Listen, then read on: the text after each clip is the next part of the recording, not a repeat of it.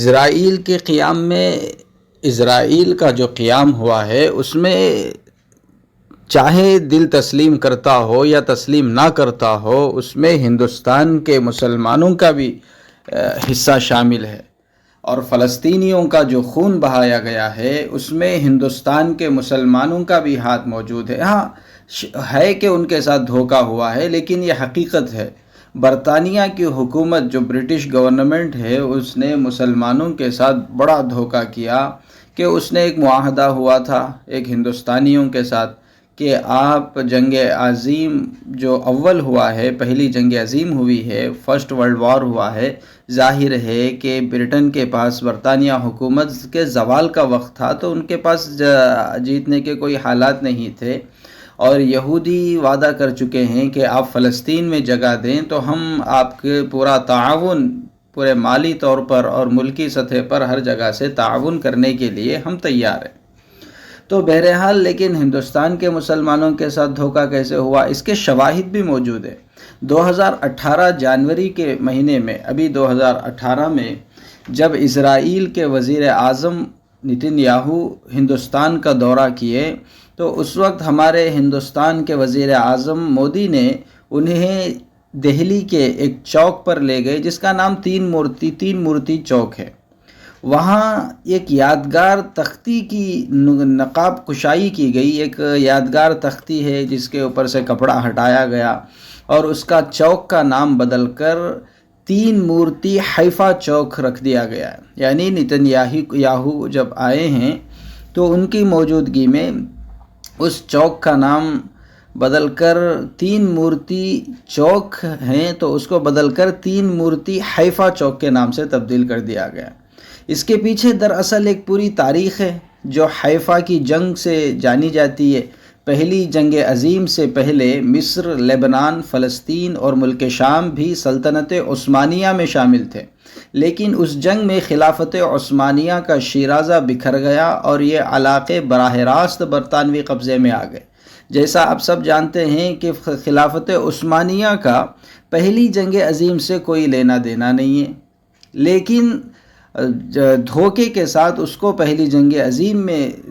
ڈھکیلا گیا، کھینچا گیا اور خلافت عثمانیہ کے تاش کے پتوں کی طرح اس کو بکھیر دیا گیا۔ پہلی جنگ عظیم میں تقریباً 13 لاکھ ہندوستانی فوجی تاج برطانیہ کی جانب سے لڑے تھے، یعنی جو برٹش کراؤن ہے، برٹش کراؤن کی جانب سے 13 لاکھ ہندوستانی فوجی لڑے تھے۔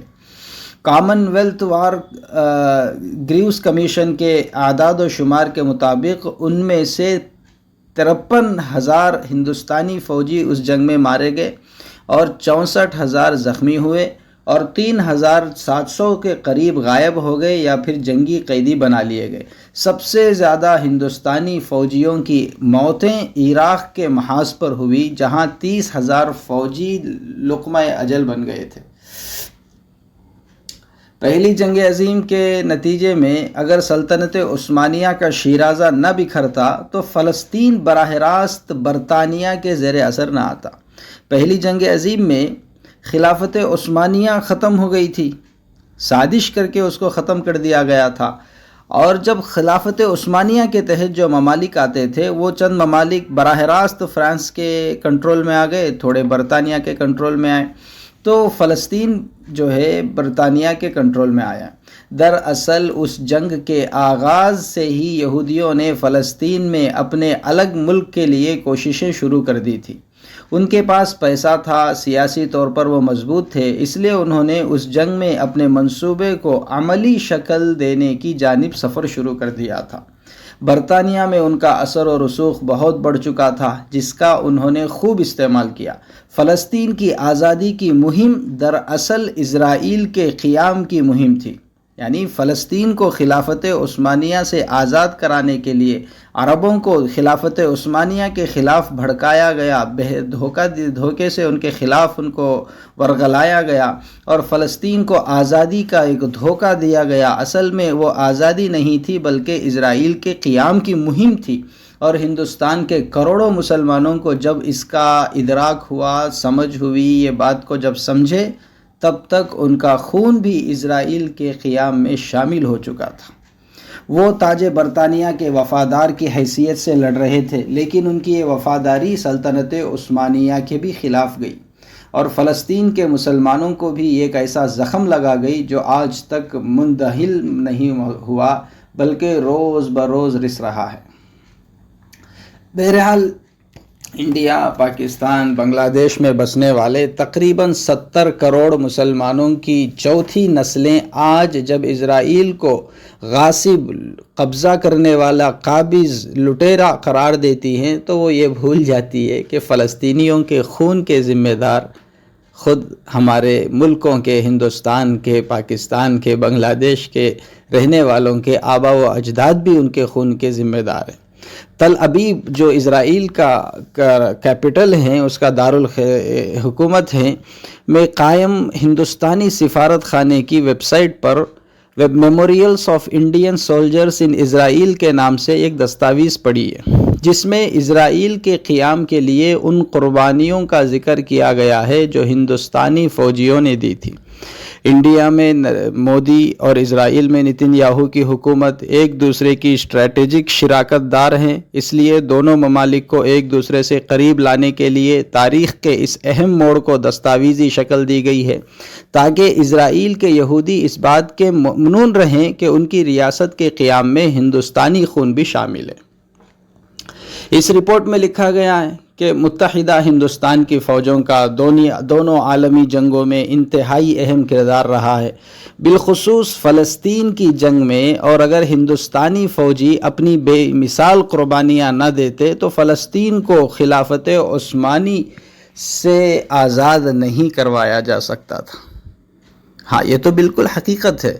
اگر ہندوستانی فوجیں اس وقت فلسطین میں جنگ نہیں لڑتی تو خلافت عثمانیہ سے فلسطین کو الگ نہیں کیا جا سکتا تھا۔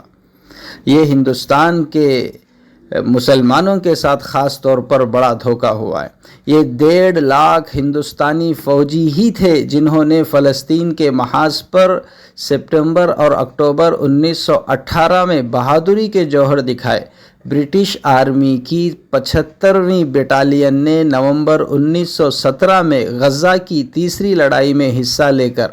جنوبی فلسطین، ساؤتھ فلسطین اور اردن کی وادی کی طرف پیش قدمی کی۔ اس دوران مغربی محاذ سے مزید 2 انڈین کیولری ڈویژنوں کی کمک بھی پہنچ گئی ان کی مدد کے لیے،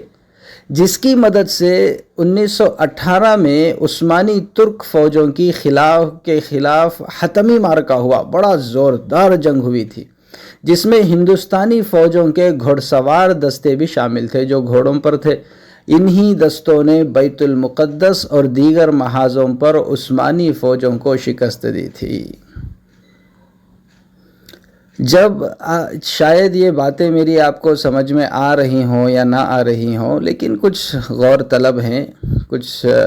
کڑوی ہیں لیکن حقیقت سے خالی نہیں ہے۔ جو حیفا کی جو لڑائی ہوئی ہے اس کے بھی بارے میں تھوڑا کہتے ہوئے چلوں۔ حیفا کا جو معرکہ ہوا مشہور ہے، سپٹمبر 25 کو ختم ہوا تھا، 1918 میں ہوا اور 6 دن کی لڑائی ہوئی تھی جس میں ہندوستان کے 15ویں کیولری بریگیڈ اور 5ویں کیولری ڈویژن نے حصہ لیا تھا۔ ایک ہفتے کی اس لڑائی میں 900 ہندوستانی فوجی مارے گئے جن میں پنجابی فوجیوں کی بڑی تعداد شامل تھی۔ اس کا نتیجہ یہ ہوا کہ حیفا پر برطانوی قبضے کی صورت میں نکلا اور عثمانی فوج کے ہیڈ کوارٹر پر قبضہ ہو گیا۔ جو حیفا میں خلافت عثمانیہ کا جو ہیڈ کوارٹر تھا اس پہ برطانیہ نے قبضہ کر لیا اور عثمانی فوجیوں کو قید کر لیا، اور جو بچ گئے تھے وہ دمشق کی جانب فرار ہو گئے۔ اس جنگ کی یاد میں آج بھی اسرائیل میں ہر سال 23 سپٹمبر کو یوم حیفا منایا جاتا ہے۔ حیدرآباد لانسرز کے میجر محمود عظمت اللہ اور جودھپور لانسرز کے میجر دلپت سنگھ جو اس جنگ میں بہادری سے لڑے تھے، انہی اعلیٰ ترین برطانوی فوجی ان لوگوں کو جنگیں لڑنے کی وجہ سے برطانیہ کے فوج کے ملٹری اعزاز جو ہے ان کو کراس کے طور پر جو بھی میڈل دیے جاتے، میڈل بھی دیے گئے تھے۔ محمود عظمت اللہ جو میجر تھے حیدرآباد دکن کے، حیفا کی فتح کے بعد باقی محاذوں پر بھی عثمانی فوجیں پسپا ہوتی چلی گئی، یوں شکست ہوتی ایک کے بعد اب علاقے ہاتھ سے چھوٹتے چلے گئے۔ جنگ میں ہلاک ہونے والے ہندوستانی فوجوں کی یادگاریں اور اسرائیل بھر میں پھیلی ہوئی ہے، جن کی دیکھ بھال کی ذمہ داری آج بھی کامن ویلتھ گریوز کمیشن ادا کر رہا ہے۔ حیفا میں موجود قبرستان میں 350 فوجیوں کی یادگاریں ہیں، ہندوستانی فوجیوں کی، جنہوں نے ہندوستانی فوج میں خدمات سر انجام دی تھی۔ بیت المقدس کے قبرستان میں پہلی عالمی جنگ کے 80 ہندوستانی فوجیں دفن ہیں۔ رام اللہ میں رملہ جو ہے، رملہ جس کو کہتے ہیں، یہ لوگ رام اللہ فلاں نام سے کہتے ہیں، لیکن رملہ جس علاقہ ہے اس میں پہلی عالمی جنگ کے 528 اور دوسری عالمی جنگ کے 1170 ہندوستانی فوجوں کی قبریں ہیں، یادگار ہیں۔ ان فوجیوں میں بڑی تعداد سکھوں کے ساتھ ان مسلمان فوجیوں کی بھی تھی جن کا تعلق، اب سنیے،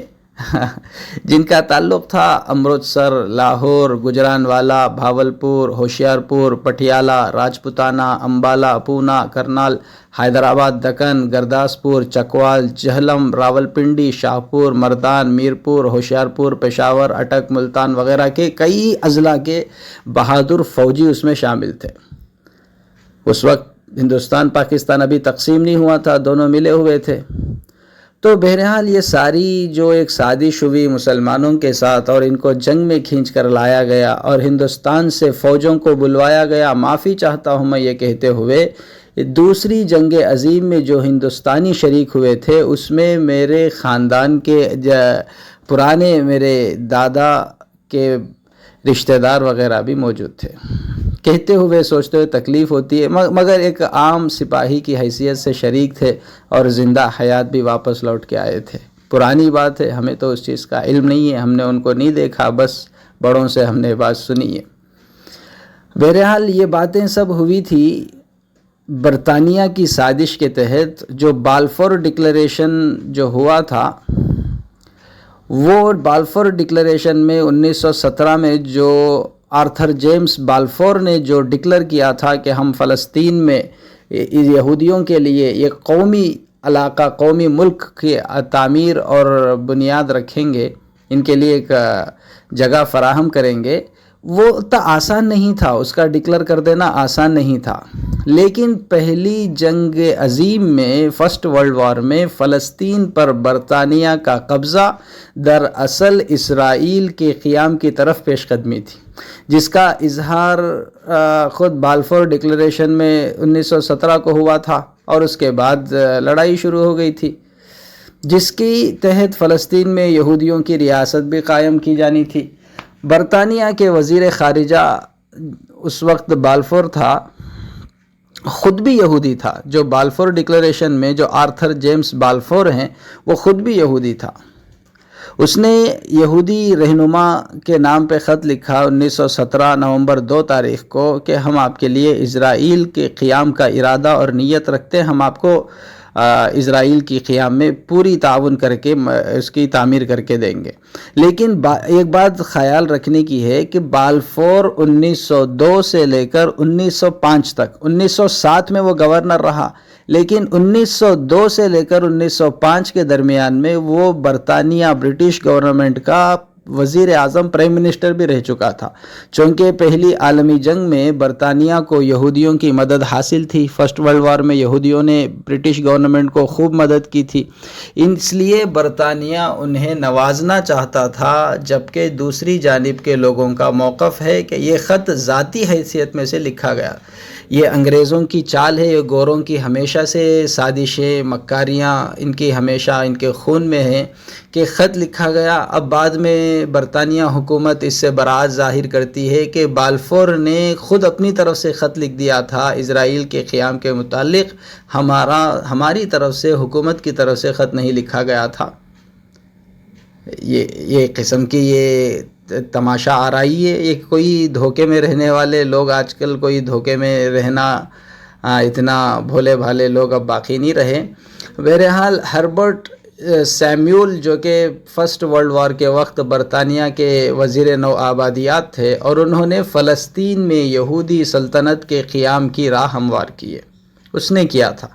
اور ان کا کہنا یہ تھا کہ فلسطین میں یہودی مملکت کے قیام سے ایک طرف نہر سویز کی حفاظت ہوگی، کیونکہ اسی نہر سے، اسی ندی سے ان کے کئی تجارتی قافلے اور مواصلاتی نظام ہندوستان سے کئی علاقوں سے ملتے تھے، لیکن خلافت عثمانیہ میں ان کے آزادانہ طور پر یہ لوگ نہر سویز میں اپنا منمانی نہیں کر سک رہے تھے، آزادی مکمل طور پر نہیں تھی، تو انہوں نے سوچا کہ اگر ہم اسرائیل کو قیام کر دیں گے تو اس نہر کے پاس ہمیں پوری آزادی ملے گی، وہاں سے ہمارا مواصلاتی نظام بہتر ہوگا۔ اور دوسری طرف اس بھیانک جنگ میں جو پوری دنیا میں پھیلے ہوئے ہیں یہودیوں کی مدد ان کو حاصل ہوگی۔ انہوں نے 1915 میں فلسطین کے مستقبل کے سلسلے میں اپنی حکومت کو ایک رپورٹ پیش کی، جس میں فلسطین میں ایک یہودی مملکت قائم کرنے کی سفارش کی، 1915 کی بات۔ بعد میں امریکہ اور اٹلی بھی اعلان بالفور کے حامی بن گئے۔ خود برٹش گورنمنٹ انکار کر رہی ہے کہ اس نے اپنی طرف سے خط لکھا ہے، ہمیں اس سے کوئی تعلق نہیں ہے، لیکن امریکہ بھی پھر اس کے بعد اٹلی بھی جو ہے اس کے حامی بن گئے۔ اس اعلان کے بعد یہودی رہنما شائم ویزمان نے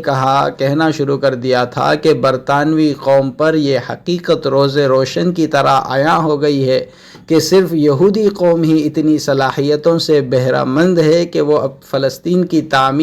نئی تعمیر کر سکے اور جید اقوام میں سے ایک عرفہ و اعلیٰ مقام دلا سکے، یعنی خود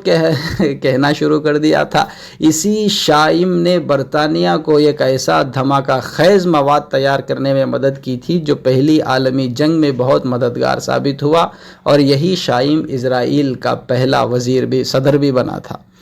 حیفا کے مارکے کو آج 105 سال آج تک جو ہے حیفا کی جو لڑائی ہوئی ہے،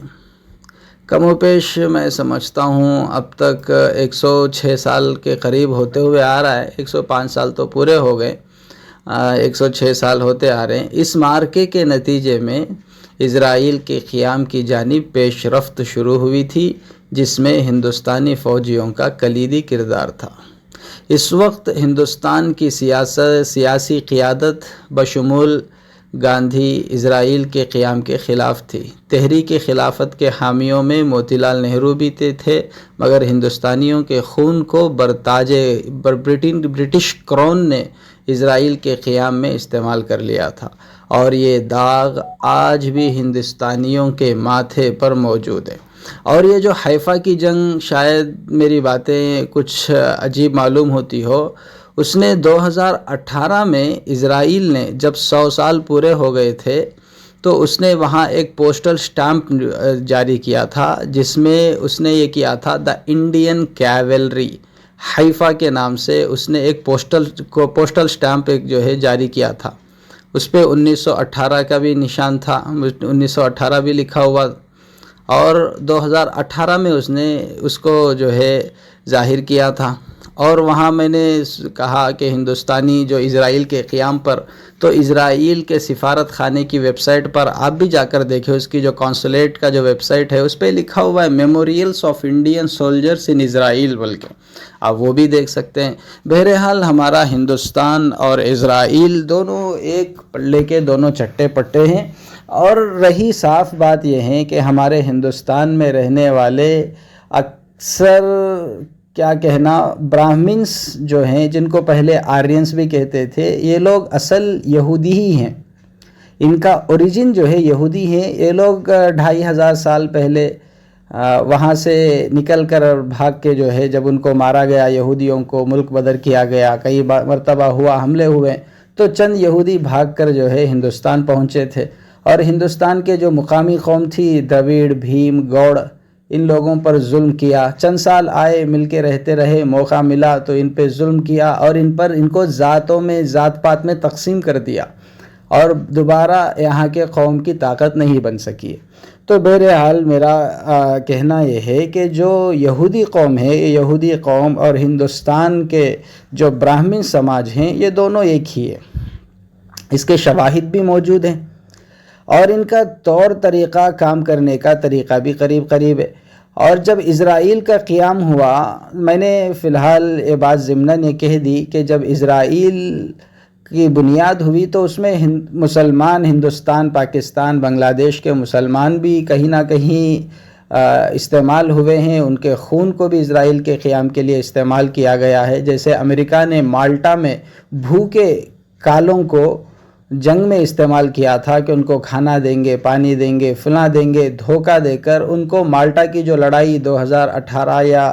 2016 کے قریب ہوئی تھی، اس لڑائی میں اس نے دھوکے سے کام لیا تھا، اور ان کالوں کو جو ہے، جو غریب لاچار بھوکے ہیں، ان کو بندوقیں دے کر سامنے کے صف میں کھڑا کر دیا، اور مسلمان مجاہدین کے خلاف ان کالوں کو جو مسلمان ہیں، مسلمان کو مسلمان سے لڑانے کا کام کر دیا۔ اگر آپ سلطان صلاح الدین ایوبی کی زندگی پڑھیں تو وہ بھی ہمیشہ کہتے تھے کہ یہ گورے اتنے مکار اور اتنے چالاک ہیں، یہ ہمارے بھائیوں کو ہمارے خلاف استعمال کرتے ہیں، جب جنگ ہوتی ہے تو ہمارے بھائی ہمارے سامنے کھڑے ہوئے ملتے ہیں ایمان والے، اور ہمیں مجبوراً انہیں قتل کرنا پڑتا ہے۔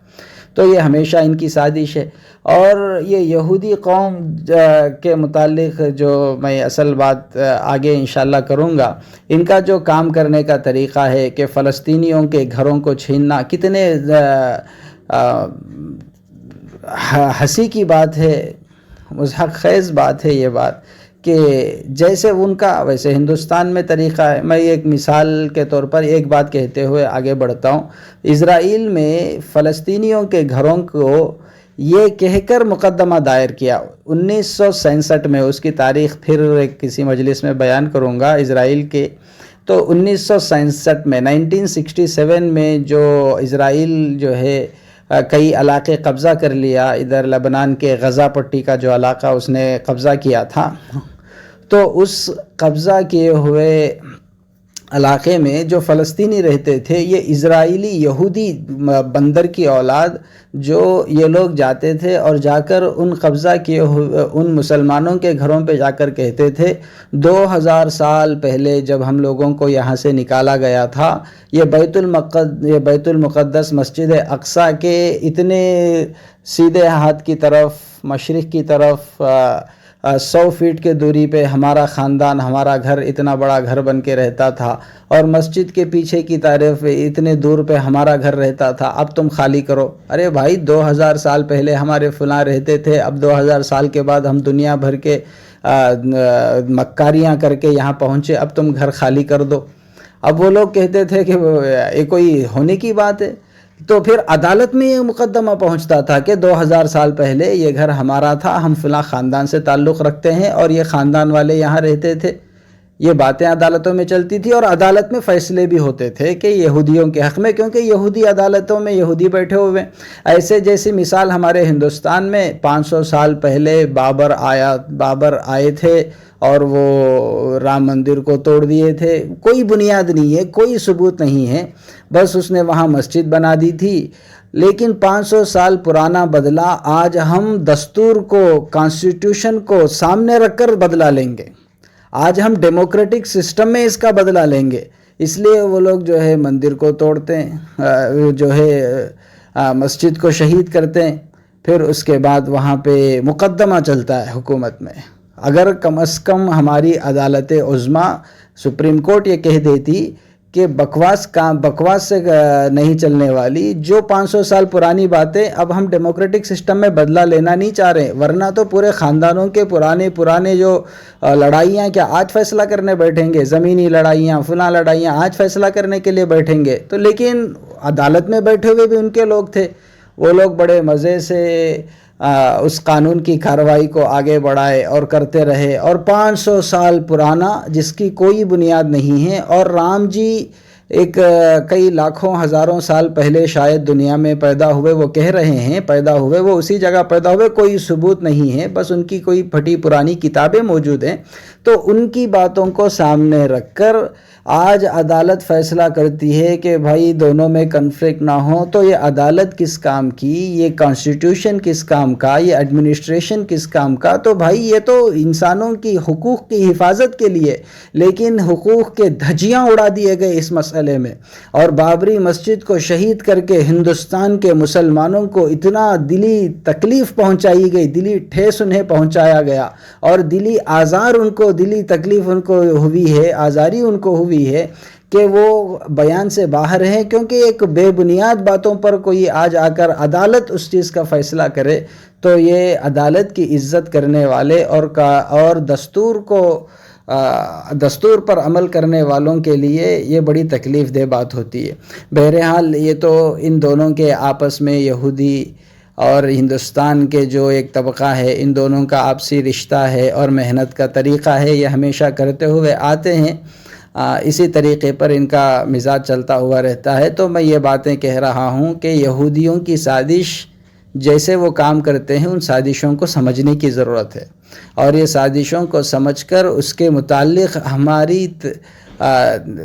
دعائیں ہوں، ہماری تیاریاں ہوں، اور اس کے متعلق ہوشیار رہنے کی ضرورت ہے، ورنہ یہ سازشیں چلتے چلتے ہمارے گھروں تک پہنچے گی۔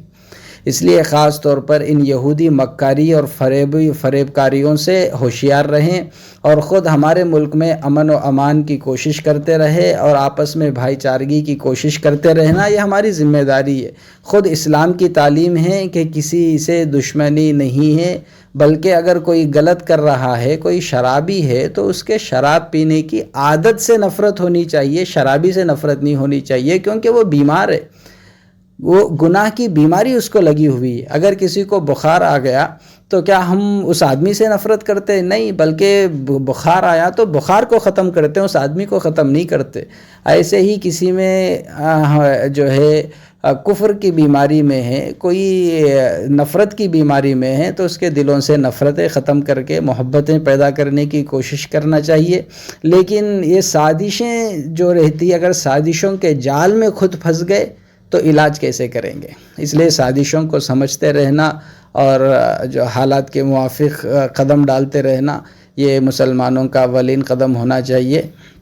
اللہ تعالیٰ سے دعا ہے کہ اللہ تعالیٰ ہمیں کہنے اور سننے سے زیادہ عمل کی توفیق عطا فرمائے، اور پورے عالم کے مسلمانوں کی جان کی، مال کی، عزت و آبرو کی حفاظت فرمائے۔ آمین۔ وآخر الدعوانا ان الحمد للہ رب العالمین۔